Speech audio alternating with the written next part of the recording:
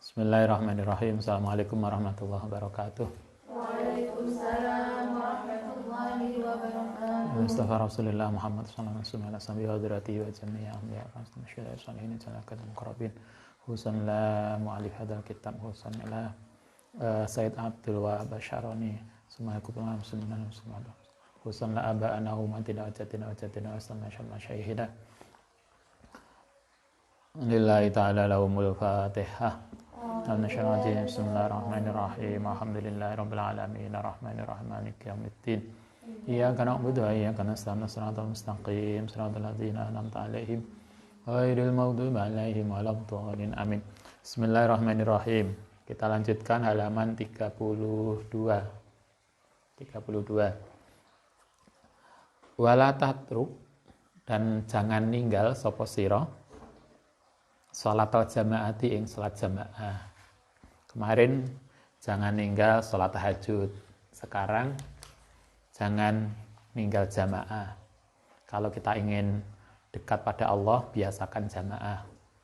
Walaupun mungkin ngejak sapa yang cilik adik aski jamaah, tapi usahakan kita tidak meninggalkan jamaah. Faqat qalu, teman-teman ngendika sapa ulama, ma ijtama'a, tidak akan kumpul sapa jama'atun jamaah ila wa fihim, kecuali di dalam jamaah waliullahi ta'ala, ana waline Allah ta'ala.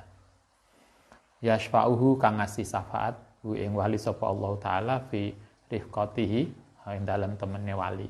Katanya para ulama ngendika begini, setiap ada jamaah insyaallah di situ akan diikuti wali. Karena barokah wali yang ikut jamaah itulah kemudian kita mendapatkan syafaat dari Allah Subhanahu wa taala. Kalian tuh biasakan jamaah. Minimal jamaah berapa? 2 orang. Minimal jamaah kan 2 orang. Ya, kita biasakan jamaah. Khususnya nanti kalau Anda sudah nikah.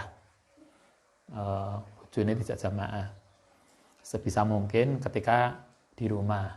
Kalau pas suaminya di rumah, istrinya di rumah, kita ajak jamaah, jangan sholat sendiri-sendiri. Yang sering kemudian kita meninggal jamaah ya biasanya lanjut anak cilik. Ada anak kecil, dua baby, alasannya karena alasannya punya baby kemudian gak jamaah. Justru karena baby itulah dijak jamaah. Kalau pengalaman kita, setiap kita ada anak bayi, yo bayi ikut kayak ngarep kene, kayak depan, mulai anak-anak semua itu mulai Mas Adik sampai adik Aski dulu kecilannya. Kalau kita sholat ya jamaah, anaknya kayak ngarep. Jadi nggak pernah kita kemudian karena alasan punya anak kecil kemudian nggak jamaah. Upayakan jamaah. Wasabata fi sahih Muslim an Abu Hurairah radhiyallahu anna rajulan, seseorang akma yang buta iku atta datang ila Nabi sallallahu alaihi wasallam faqala. Suatu ketika ada hadis diriwayatkan dari Imam Muslim dari Abu Hurairah begini. Suatu ketika ada seseorang sahabat laki-laki buta datang ke Nabi. Faqala mongko kemudian nanya sapa rajul akma tadi, ya Rasul, laisa li ora ana li kedue ingsun sapa qaidun orang yang nuntun. Yakuduni yang nuntun sapa qaid ni ingsun ila masjidi. Fahal li rukhsatun, fahal ana li kedue ingsun apa rukhsatun keringanan. An usalliya ing salat sapa ingsun fi baiti ing dalam rumahku. Riwayat ini menjelaskan suatu ketika ada laki-laki buta datang ke Nabi, dia tanya ke Nabi, kanjeng Nabi, saya itu buta dan saya tidak ada orang yang nuntun ke masjid. Boleh nggak saya sholat sendiri di rumah? Coba, orang buta tidak punya teman yang ngejak ke masjid. Dia minta keringanan. Gimana kalau nggak usah jamaah ke masjid, sholat di rumah aja? Farokhoso. Awalnya Nabi itu farokhoso, memberikan keringanan sopan Nabi, lalu maring rojulun akma tadi. Awalnya, ya gak apa-apa lah, gak apa-apa. Awalnya begitu Nabi. Karena dia buta dan tidak ada yang nuntun. Tetapi falamawala nalikane kemudian wis berpaling, wis mulih pulang, da'ahu manggil kembali sapa nabi ing orang buta tadi. Faqala kemudian nanya sapa nabi, hal tasma'u ana ta krungu sapa sira anidaa ing adzan fi sholati ing dalam salat? Apakah kamu dengar adzan? Qala na'am, iya, saya dengar adzan kan ya Nabi. Apa jawaban Nabi begitu dengar adzan? Qala mongko dawuh Nabi fa'aujib mongko wajib jamaah. Buta aja disuruh jamaah. Kita kan enggak buta. Nah, masa upayakanlah jamaah walaupun di rumah, usahakan, apalagi yang sudah nikah, maka tidak ada alasan karena kan sudah nek pasangan nih. Urung nikah kan belum ada pasangan, alasannya gak nek koncone jamaah. Nah, sekarang punya suami, punya istri kan ada pasangan yang diajak jamaah. Karena itulah tadi ada yang baca, siapa tadi? Kutnya siapa tadi?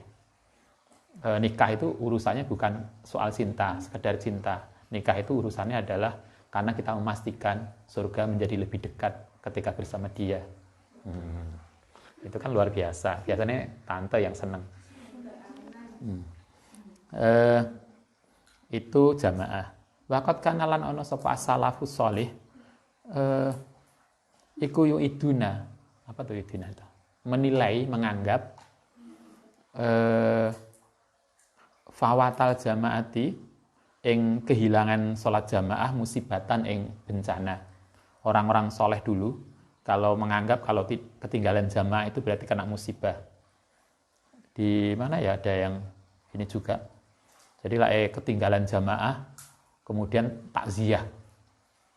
Jadi misalnya tante ketinggalan jamaah maka berduka 3 hari. Nah, tonggone pada takziah bela sungkawa. Nah, kita sudah biasa. Artinya ini sebuah ibroh, pelajaran betapa orang-orang dulu itu jaga jamaahnya begitu hebatnya.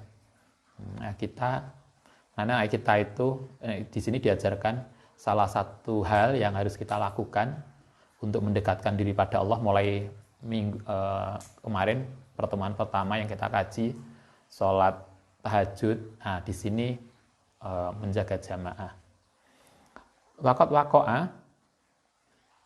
lan terjadi ana ba'dhum sebagian ulama iku kharaja. Pernah ada kejadian sebagian ada salah satu orang tokoh sufi iku kharaja keluar ila haidin maring ladang lahu kedue ba'dhum yakni hadiqatan nahlin yaitu ladang kurma. Pernah suatu ketika seorang tokoh sufi itu nyambangi ladangnya, ladang kurmanya. Faraja'a siang-siang ke ladang. Faraja'a mengko bali waqt shalat. Lan teman-teman wis salat sapa annasu manusa bis salatil asri, salat asar. Faqala inna lillahi inna astune kita lillahi kati Allah fa'atani. Mongko kemudian hilang nih yang sunapa salatul jamaati. Begitu pulang dari ladang, sholat asarnya ketinggalan. Jadi begitu pulang dari ladang mungkin kesoren, kemudian dia ketinggalan sholat jamaah, bukan ketinggalan sholat asar. Ketinggalan sholat jamaah. Begitu dia ketinggalan sholat jamaah, dia nyesel banget. Kemudian dia ushhidukum atau asyadukum, mempersaksikan sapa ingsun kum ing sira ala anna haiti ing ngatasi ladangku iku alal masakin ing ngatasi orang miskin apa sedekah. Artinya begini, karena dia merasa menyesal karena ke ladang ketinggalan jamaah asar, kemudian ladangnya disedekah nih sebagai tebusan.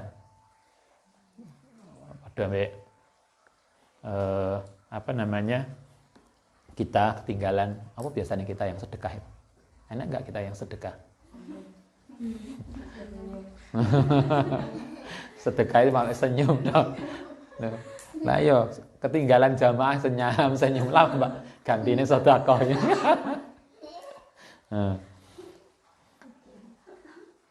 Fa'atat. Wafatat lan pernah ketinggalan sopa Abdullah bin Umar. Ngerti Abdullah bin Umar ya? Putrane Sayyidina Umar, salah satu tokoh besar salah satu tokoh sufi masa sahabat. Abdullah bin Umar itu suatu ketika pernah ketinggalan sholat. Sholat al-isya'i, sholat isya fi jamaati ing dalam jamaah. Ketinggalan jamaah isya. Sahabat Abdullah bin Umar pernah. Karena ketinggalan jamaah sholat isya, apa yang dia lakukan? Fasolah, mongko sholat sopo Abdullah, tilkal lailata ing malam itu, hatta tola al-fajri, sampai hatta tola hingga terbit apa al-fajru fajar, jabaron, kronong ganti, 5 maring barang fatahu, kang ketinggalan hu ing Abdullah min sholatil isya, fil jamaati. Para sahabat enek sing ketinggalan sholat isya, ketinggalan jamaah aja loh, diganti sholat isya sampai subuh. Kita diajak terawehan, molet, bolak-balik kamar mandi. Alasannya, itu kan modus. Coba sampai subuh, nggak tahu berapa rakaat beliau. Itu diriwayatkan di sini diganti ngelakoni sholat isya sampai subuh. Kita nggak tahu berapa rakaat. Bisa lebih dari 25 rakaat. Wa an Ubaidillah ibnu Amr. Ada riwayat lain. Ubaidillah bin Amr al-Qawariri rahimahullah ta'ala iku qala. Lam takun tidak pernah apa taufawituni meninggalkan ingsun apa salatun fil jamaati, salat berjamaah. Kata Ubaidillah, saya tidak pernah ketinggalan jamaah kecuali pernah sekali. Jadi selama hidupnya dia berusaha untuk sholat itu jamaah. Pernah ketinggalan, fanazala, kemudian datang bi ingsun sapa dhaifun. Suatu ketika ada tamu. Datang seorang tamu, fasahultu. Mongko kemudian jadi sibuk sapa ingsun bisa babi sebab datangnya tamu. An sholatil isya'i, sehingga ketinggalan sholat isya fil masjidi. Suatu malam ada tamu, karena melayani tamu, dia ketinggalan sholat isya. Jamaah sholat isya ketinggalan. Bukan sholat isyanya, tapi jamaah sholat isya. Dia carry. Setelah itu, fakharajtu. Mongko keluar sapa ingsun atlubu. Halih nyari sapa ingsun ala masjidah. Kemudian saya keliling masjid. Golek masjid sing jek ana sholat isya. Apa yang terjadi? Untuk liusalliya supaya bisa sholat sapa ingsun fihi. Ing dalam masjid ma'an nasi. Saya keliling tempat-tempat nyari masjid yang belum jamaah isya. Tetapi faidan saat itu al-masajidu ta masjid kulluha seluruhnya iku qad shalah. Teman-teman wis salat sapa ahluha. Wa huliqat lan wis dikunci apa masjide. Ternyata kemalaman, semua masjid wis tutup. Semua masjid sudah salat isya dan sudah dikunci.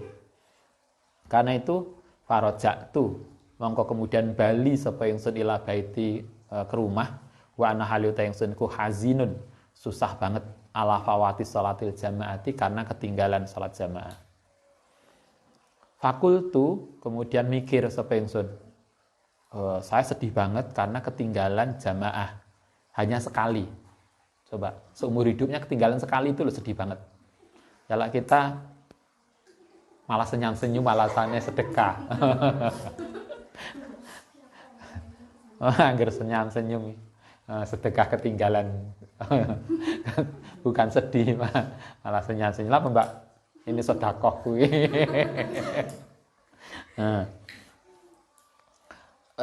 Mikir sapa ingsun waroda ada hadis tumeka fi hadisin hadis. Kita masih ingat hadis ini ya. Inna sholata jamaati tazidu ala sholatil fadhi sab'an wa isrina. Inna sholatal jamaati saat temene sholat jamaah iku tazidu lebih ala sholatil fadhi ngatasi sholat sendiri sab'an wa isrina 27 kali. Enek hadis itu bahwa sholat jamaah itu nilainya 27 kali daripada sholat sendiri. Karena ada hadis itulah, karena saya ketinggalan jamaah, fasola itu. Kemudian sholat sapa ingsun al isya'a ing isya, sab'an wa isrina marotan, 27 kali sholat isya. Itu pirang rakaat? 27 kali 4. Kayak lumayan toh. Lebih banyak daripada sholat tarawih kita. Karena ketinggalan jamaah sekali maka diganti 27 kali sholat isya. Wah, pokoknya itu. Hampir 100 ya, 108 rakaat semalam. Kenapa sampai akeh? Karena pengen ben nilainya imbang. Karena dia ketinggalan jamaah itu loh. Diganti dengan itu. Itu cobalah. Anda bisa pikirkan betapa orang-orang dulu itu njogo jamaah, njogo tahajud. Mulanya mereka itu luar biasa. Itulah kenapa kemudian kalau Nabi mengatakan khairukum qarni, sebaik-baik masa itu adalah masaku. Sebaik-baik angkatan itu angkatannya Nabi, masa sahabat. Kenapa? Lo perilakunya kayak gini. Makin lama makin ya kayak kita gini lah kayaknya. Nah, tapi ya nggak apa-apa lah, kita berusaha sebaik mungkin. Walaupun mungkin tidak sehebat para sahabat, tapi kita sudah berusaha keras. Sumanamat. Setelah 27 kali sholat isya 100 rakaat itu podo ambek terawih pirang dino. Nah ya kan kalau kita 20 itu podo terawih 10 dino. Fanam tu kemudian tidur sapa ingsun setelah sholat 27 kali sholat isya beliau ketiduran. Wa ra'aituni mongko kemudian melihat sapa ingsun fil manami ing dalem tidur ala farosin ing ngatasi kuda. Kemudian saya mimpi saya itu naik kuda. Ma'a qaumin sartane kaum ala khailin ing ngatasi unta atau kuda juga. Saya melihat di dalam mimpi itu saya naik kuda bersama yang lain. Banyak kaum, banyak orang-orang teman-teman saya juga naik kuda. Wahum utai mereka iku amami semua di depan. Jadi teman-teman yang lain tuh semua sudah di depan, saya itu di belakang. Saya sendiri di belakang. Wa ana arkudu.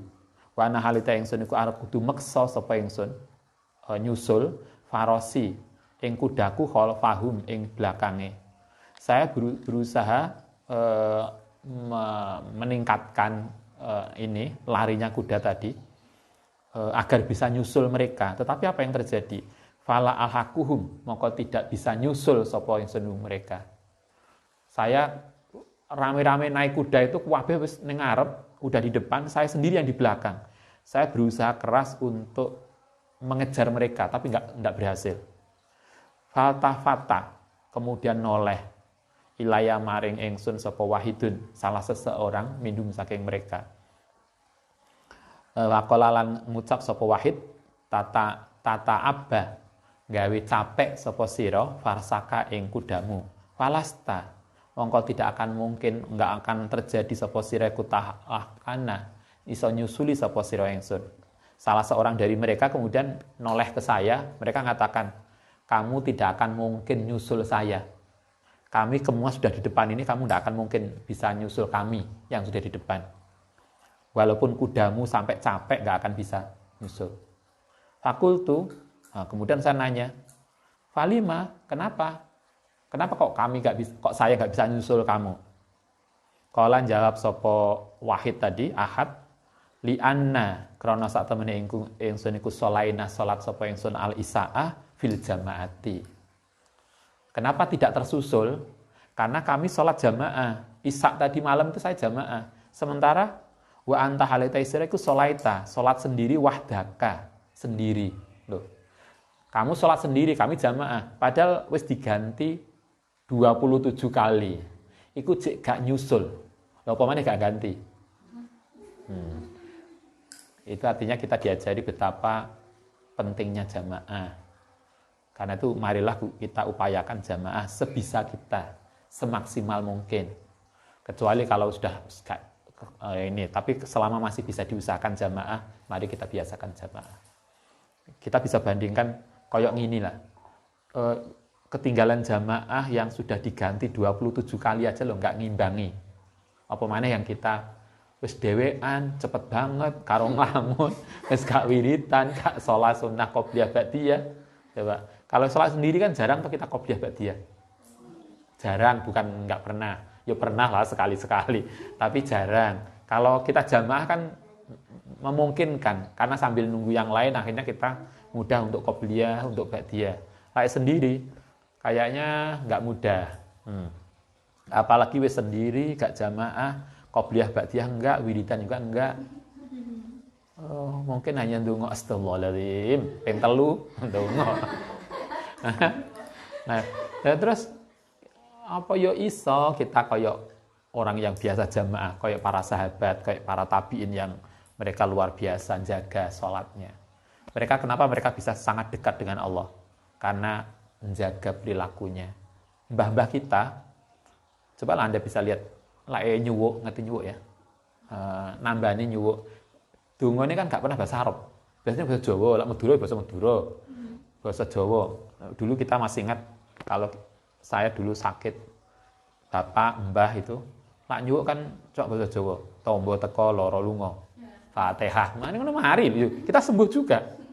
Tapi coba kita wis gawe bahasa Arab, wis gawe donga-donga yang luar biasa dijazai ke siapa saja. Kita juga enggak manjur. Kenapa? Karena yang persoalannya yang membaca doa itu yang tajam hatinya. Jadi persoalannya bukan bahasa Arabnya, tapi kekuatan spiritualnya. Orang-orang sepuh itu dongane Jawaan, biasa. Mari. Sembuh. Ya sembuh sungguhan. Coba dulu kita sowan ke Mbah Mat, Allah yarham, yang terkenal wali Watu Congol dulu. Kita masih di Jogja sering sowan. Ditakoni, "Napa hajate?" Niki yai gini-gini. Wis makbul, amin. Ayo semangat. Yuk gak usah didongan, yuk kita makbul. Coba. Yo karena yang ngomong begitu itu yai yang sudah keparek pada Allah. Yo kabul tenan. Cobalah, enggak kita direwangi ngomong. Yo enggak. Karena itulah kenapa? Karena mereka menjaga perilakunya, jamaahnya, tahajudnya, sholawatannya luar biasa. Itu yang harus kita tiru. Fastakaitu, mongko kemudian bangun sapa ingsun wa ana halita ingsun iku mahmumun khazinun, orang yang lagi sedih banget. Saya kemudian bangun dan sedih banget. Wa qala batu salafi lan dawu sapa sebagian salaf mafatat, tidak akan tertinggal sapa ahadun seseorang salat tal jamaati ing salat jamaah illa bidzanbin, kecuali karena ada dosa asobahu. Sama dengan kemarin, orang itu yang sulit bangun malam, maka itu mungkin karena ada dosa. Dosa yang sering terjadi adalah dosa hati. Di sini juga sama. Biasanya kita itu ketinggalan jamaah itu bisa juga karena disebabkan dosa kita. Dosa ngerasani. Akhirnya ketika ngerasani, maka kemudian itu akan membuat dosa hati kita. Karena hati kita berdosa, maka kemudian kita luput jamaah. Karena itulah asal pangkalnya adalah dari perilaku dosa.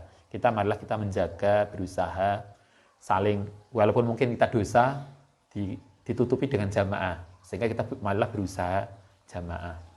Waqat kanu lan teman-teman ana sapa ba'dus salafiku ya'zuna takziah angfusahum ing awak dhewe ne sab'ata ayamin ing 7 hari. Idza fatat nalikane ketinggalan sapa ahaduhum sholatal jamaati ing salat jamaah. Lae ketinggalan jamaah takziah 7 dina. Sekali jamaah ketinggalan itu berdukanya 7 hari, tante. 7 hari takziah.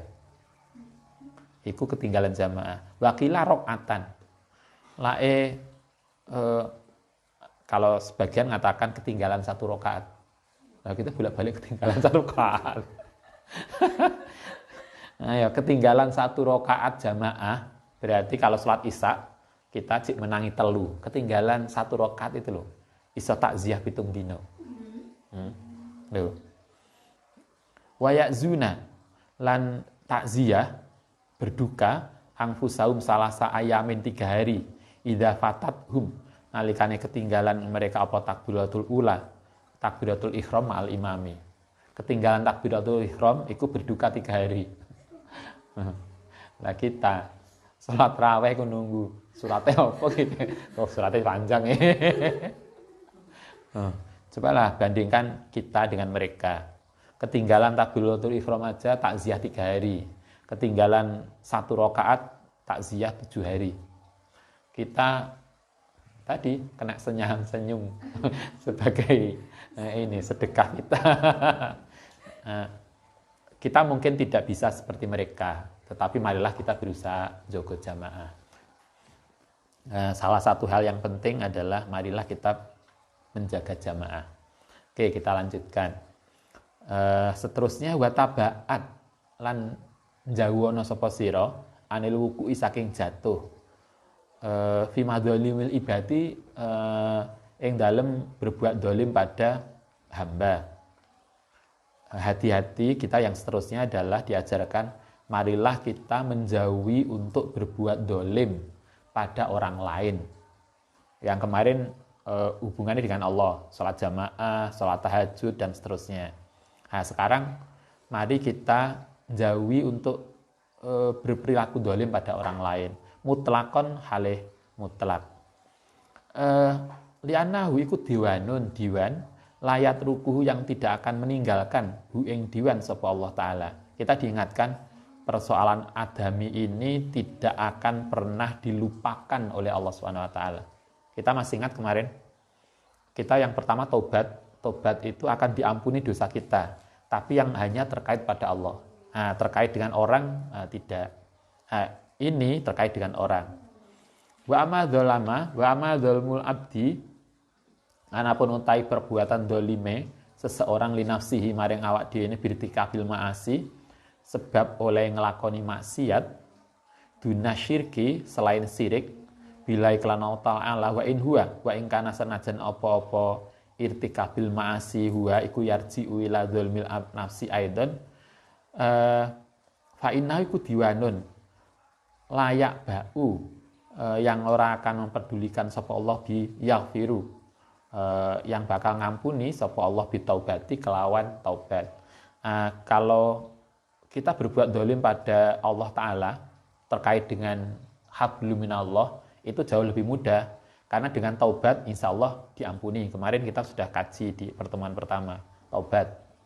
Yang pada sesi ini bukan taubat, tapi yang terkait dengan orang itu lebih berat karena Allah tidak akan ngampuni itu selama kita belum meminta maaf kepada yang bersangkutan. Kala ngendika sapa Sayyidi Ali Al-Khawas radhiyallahu taala, madzalimul ibadi utai dolim kepada seseorang, kepada hamba, iku ala salah satu aksame yang atasnya 3 macam. Berbuat dolim pada orang lain itu ada 3 hal. Ada 3 bagian, 3 item. Kismun, 1 bagian ya ta'alaku berhubungan bin nufusi kelawan jiwa. 1 terkait dengan jiwa. Fisik maksudnya. Wa kismun, bagian yang 1 ya ta'alaku bil amwali berhubungan dengan harta. 1 dengan fisik, 2 dengan harta. Yang ketiga wa kismun ya ta'alaku bil aronti dengan harga diri. Jadi menyakiti orang lain itu ada 3 bagian. 1 menyakiti secara fisik, yang kedua menyakiti terkait dengan harta, dan yang ketiga dolim terkait dengan harga diri, kehormatan.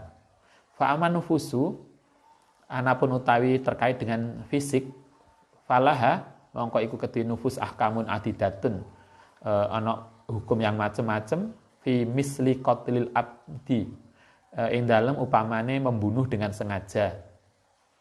Pembunuhan, apalagi pembunuhan ada 3 ya. Ada pembunuhan dengan sengaja, seperti sengaja dan tidak sengaja. Itu jelas enek hukuman diatnya. Itu sudah diatur di fikih. Wal khoto'i lan salah wa wujul kuti lan wajibe qisas wa diyati wal kafarati wa iriha. Mimah saking barang wa kontaima iku mazkurun. Sudah disebutkan fi kutubil fikih ing dalam fikih. 1 yang terkait dengan jiwa, dengan fisik itu sudah didiskusikan di fikih, sudah selesai. Di sini tidak akan dibahas lagi. Wa amal amwalu. anapun utawi dolim terkait dengan harta, fa innahu iku labuda mesti min raddiha, saking mengembalikan amwal ilal madlumi, maring orang yang didolimi, awarisihi atau ahli warisnya. Kalau kita dolim terkait dengan harta, maka tidak ada jalan lain kecuali harus kembalikan.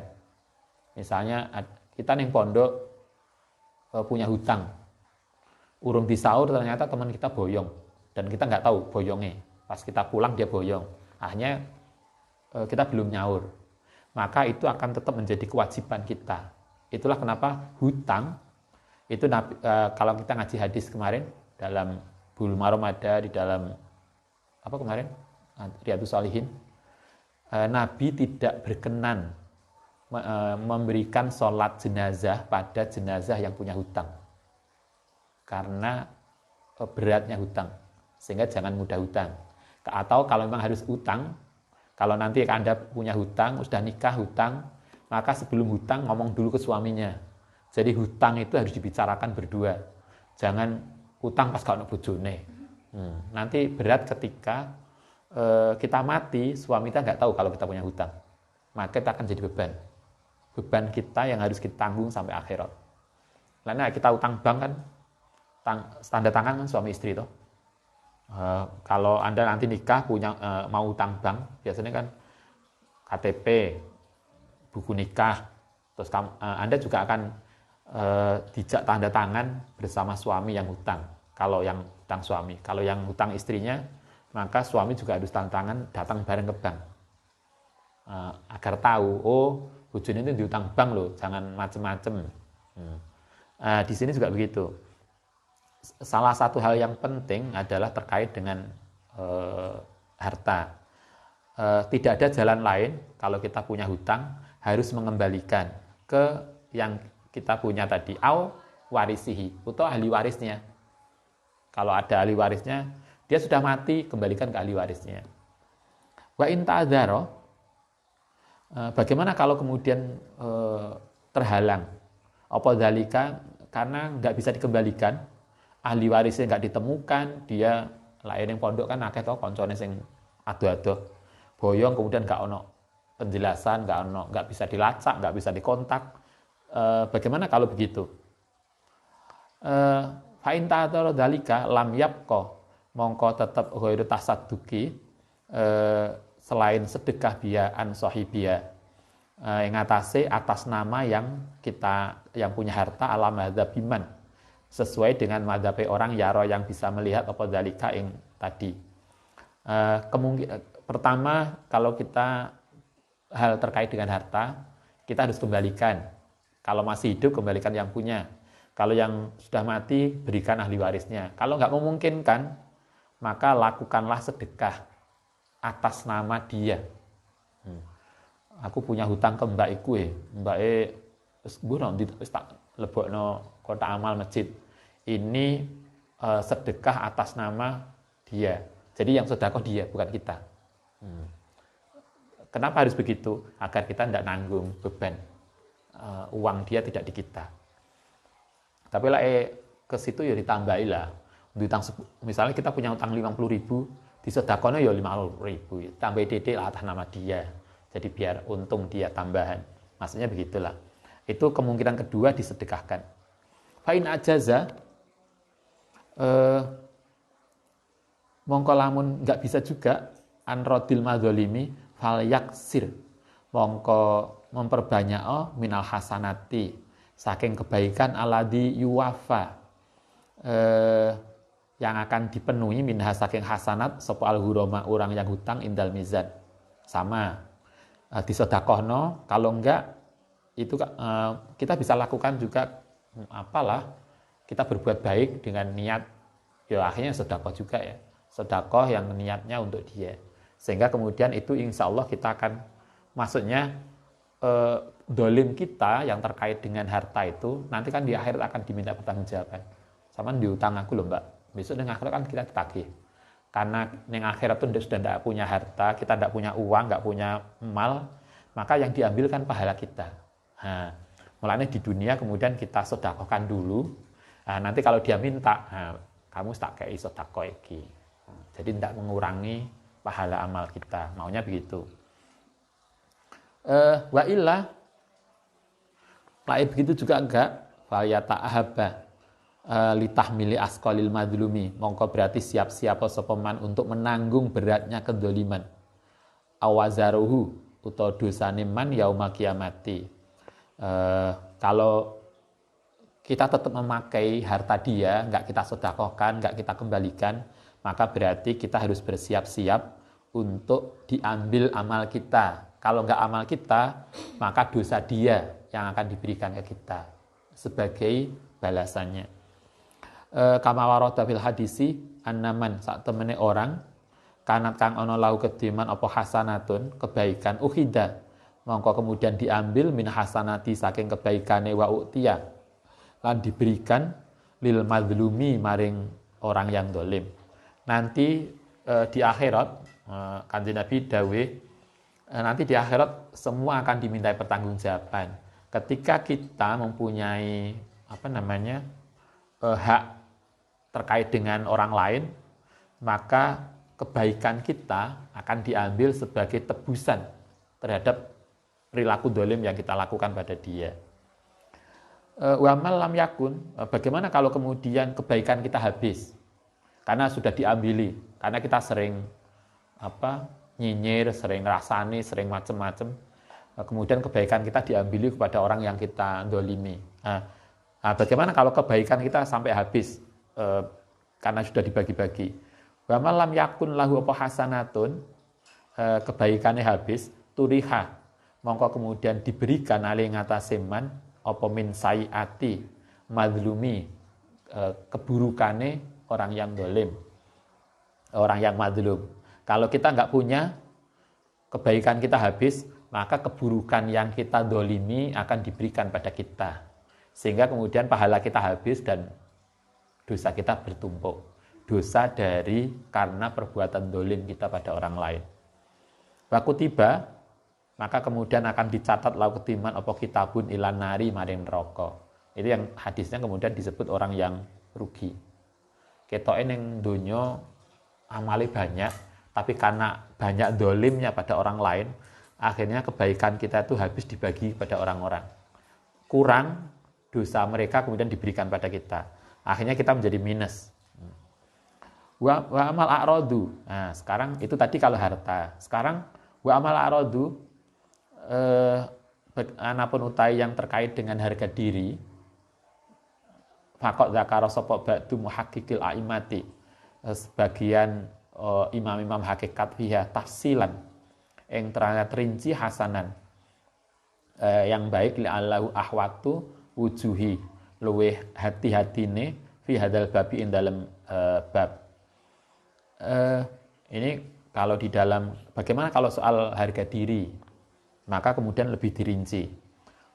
Ini dicontohkan begini, wa huwa anna tilkal madlimati, satu, jika kedzaliman itu ingkanat adalah berono hibatun, berupa hibah. Kalau kedzaliman itu berupa hibah, au namimatun utawa namimah. Apa namimah itu? Adu domba. Kalau kita ngerasani dia atau kita ngadu dia, falayahlu, mongko tidak sepi opal amru fiha ing dalem madlamah tadi min ahadin halaini, dari salah satu dua hal. Ima antakuna. Kalau kita ngerasani gimana? Ini masih di tafsil, dirinci. Kalau kita ngerasani kemungkinannya dua. Satu, ima antakuna, yen to ana apa namimah atau ghibah iku kot balagot ustumaka al madluma, ing orang yang didolimi awalan tablu, utawa belum sampai. Kalau kita ngerasani, kita ghibah, itu dibagi menjadi dua. Kira-kira ghibah kita tadi udah sampai pada dia atau belum? Kita ngerasani, yang dirasani krungu enggak? Harus didelok dulu, karena beda cara penyelesaiannya beda. Faida balagot, kita ngerasani, kemudian ternyata yang dirasani krungu. Faida balagot nalikane wis temeka, ya ta'ayyana, mongko dadi mesti apa tahallul minta halal minha saking hibah. Lah kita hibah, maka kemudian hibah kita sampai kepada orang yang kita hibah, ya berarti harus datang dan minta maaf. Padahal wonge sado, ya di chatting lah Mbak, sepurone ya sampean tak rasani. Ndelala sing rasane apa? Ya harus diceritakan, ngapunten ya, tak sampean tak rasani begini. Saya sekarang minta maaf, mau dihalalkan. Kalau enggak gitu, maka berarti tidak selesai persoalannya. Rupanya ini lebih berat daripada harta. Soal harga diri jauh lebih berat. Ini ghibah. Kalau sampai dia dengar, maka kita harus datang, ketemu dan tahallul, minta halal. Minta. Dan kalau kita di mazhab Syafi'i kan begitu toh. Kayak kita riyoyo, bukan kok, halo Mbak, kosong ya? Enggak. Harus dijelaskan, Mbak, sepurone ya, selama setahun itu tak hitung aku wakeh lo ngerasane sampean. Ini. Harus disebutkan satu-satu. Iya kan, harus begitu. Enggak iso jumlatan wahidan gitu, enggak iso. Harus rinci jelas terus baru yo tak sepuro Mbak, sepodo-podo aku yo pernah ngerasani sampean ini. Jadi enggak iso cukup wis lewat chatting WA kosong ya saudara-saudara. Dan itu pun yang grup. Padahal kan yang kita rasani satu-satu. Harus datang minta halal. Wa ilam tablu, bagaimana kalau belum sampai? Wa ilam tablu lamun belum sampai apa hibahu ing man kana apa tablu lahu iku adzan jadidan. Mongko lamun menyampaikan lahu iku adzan menyakiti jadidan yang baru fayurisu. Mongko bisa mewariskan minal hikdi saking dengki wal iqta'il mawaddat mudati lan memutuskan rasa kasih sayang wa nahidzalika ma huwa iku asabul berat mintil kal madlamati saking kezaliman. Bagaimana kalau rasan-rasan kita tadi tidak sampai kepada orang yang kita rasani?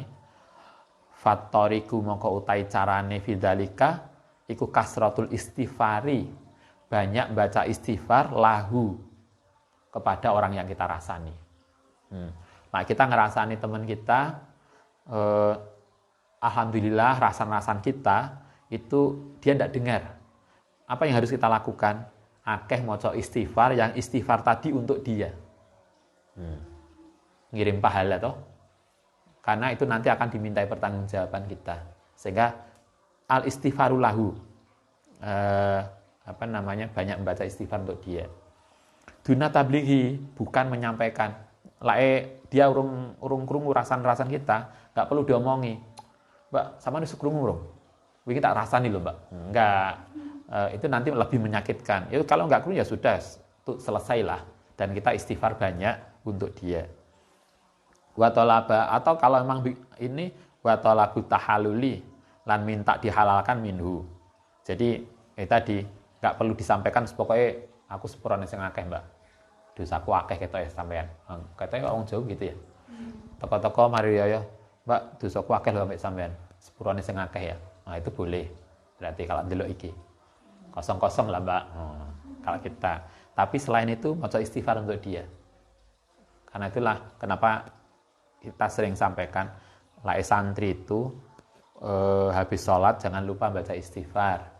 Paling enggak 100 kali. Istighfar itu satu untuk kita sendiri yang baca, yang lainnya untuk mungkin ada teman-teman kita yang terdolimi oleh kita lewat ucapan kita, oleh rasan-rasan kita dan seterusnya, sehingga kemudian pahala istighfar itu semoga bisa nutupi dosa-dosa yang terkait dengan itu. Baik, nanti kita lanjutkan besok. Assalamualaikum warahmatullahi wabarakatuh.